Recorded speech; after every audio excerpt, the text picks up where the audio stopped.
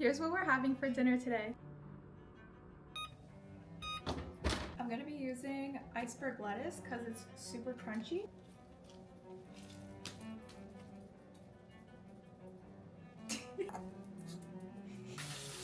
I put the leaves on top of one another so that I can roll them up and it's easier to cut.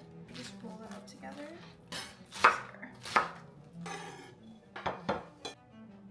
Some breaded chicken strips. Right in there. Bacon.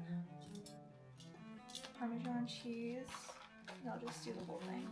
Renee's Mighty Caesar, 3 tablespoons for now. And the best part, I'm gonna be adding chips, black sea salt. Okay, I think that looks good enough.